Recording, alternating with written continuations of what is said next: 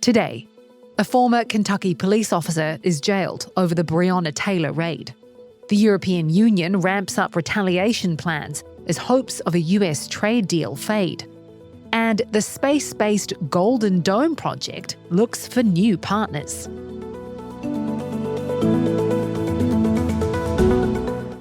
It's Tuesday, July 22nd. This is Reuters World News, bringing you everything you need to know from the front lines in 10 minutes every weekday. I'm Kim Vanel in Wanganui, New Zealand.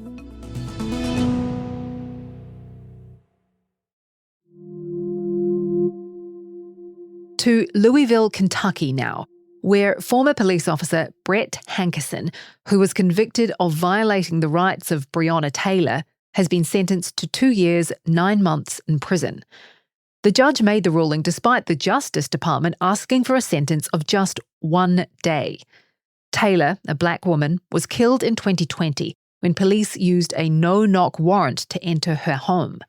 Her boyfriend thought that they were intruders and shot at the officers with a legally owned firearm. Taylor was killed by the officers when they returned fire. We caught up with our legal reporter Jack Queen as he travelled back from the hearing in Louisville. Jack, why did the Justice Department ask for a lesser sentence? So the prosecutor who came out from California specifically to argue the government's position in this case, because we're told that local prosecutors would not go along with it, what he was emphasizing was that none of the 10 shots that Hankinson fired actually hit anyone, that he therefore did not cause Breonna Taylor's death. And he emphasized that, in the Justice Department's opinion, there were no similar cases like this, where a police officer was charged in this way for violating someone's civil rights in a case where they were returning fire. Because remember, Breonna Taylor's then boyfriend fired the first shot at police officers, according to what the cops say about that incident.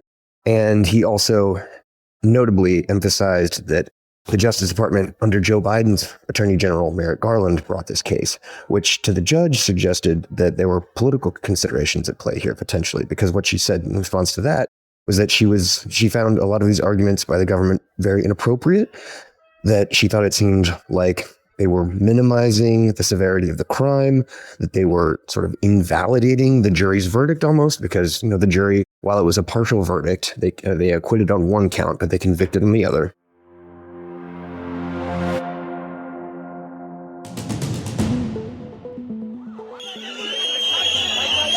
Hundreds of people gather at the site of a plane crash in Bangladesh's capital, Dhaka. At least 27 people are dead after the Air Force training jet crashed into a college and school campus. The government announced a day of mourning with flags at half-mast and special prayers at places of worship. Hunter Biden is suggesting that his father's disastrous debate against Trump, which led to the Democrats standing aside as a presidential candidate, was because of Ambien.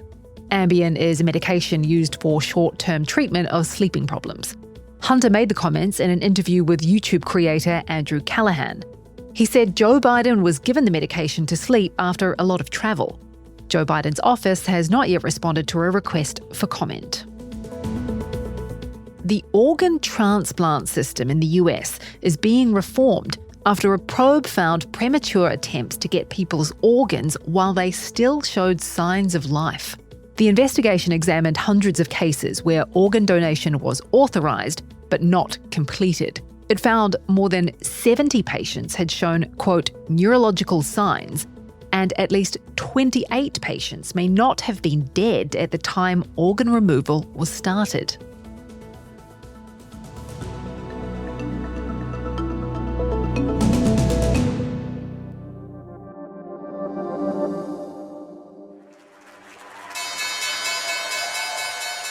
The European Union is looking at its retaliation plans if it can't agree a trade deal with the United States. Some countries, including Germany, are considering the nuclear option, so-called anti-coercion measures.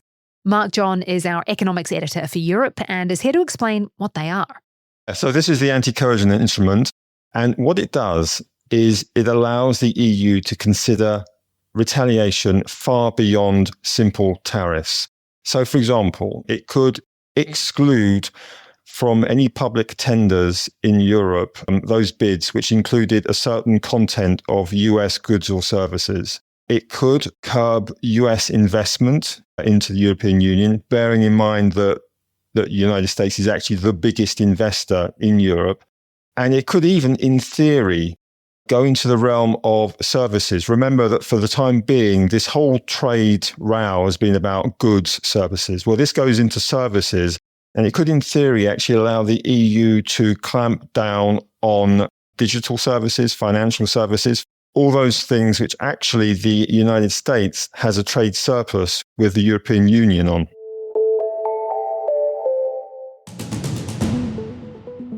And to some more stories we're keeping an eye on today.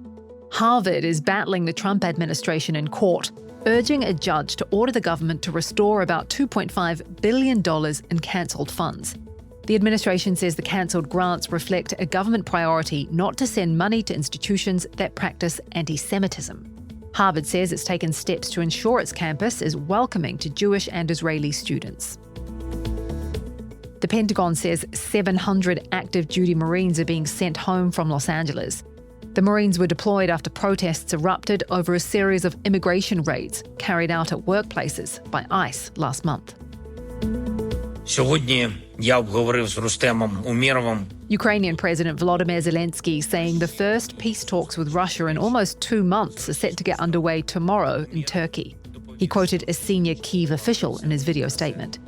The Kremlin says it's waiting for confirmation of the date, but that the two sides remain diametrically opposed on how to end the war.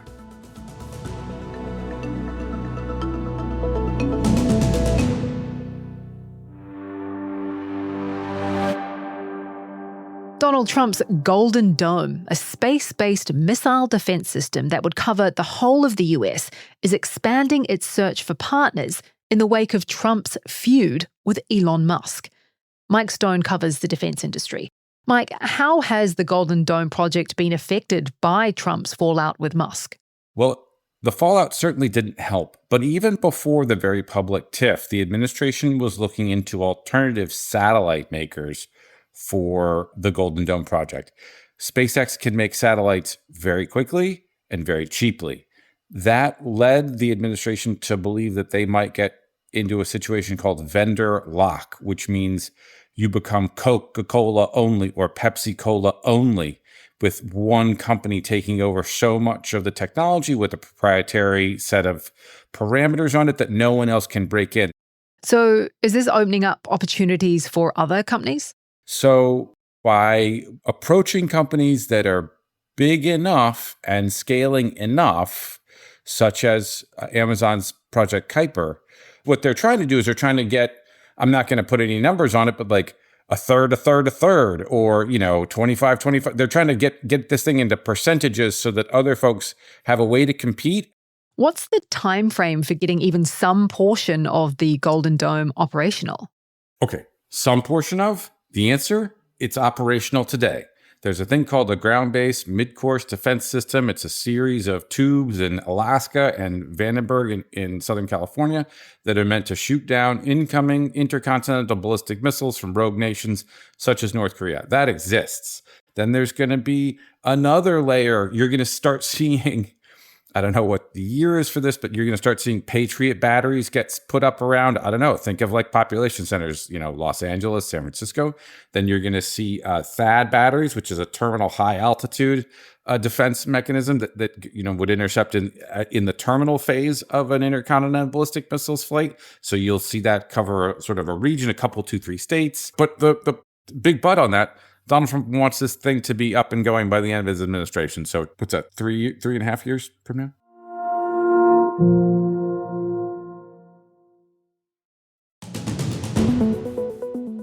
And for today's recommended read, we head to Tunisia. Once a beacon of democratic hope in the wake of the Arab Spring, the country is grappling with new repression under President Kais Saied.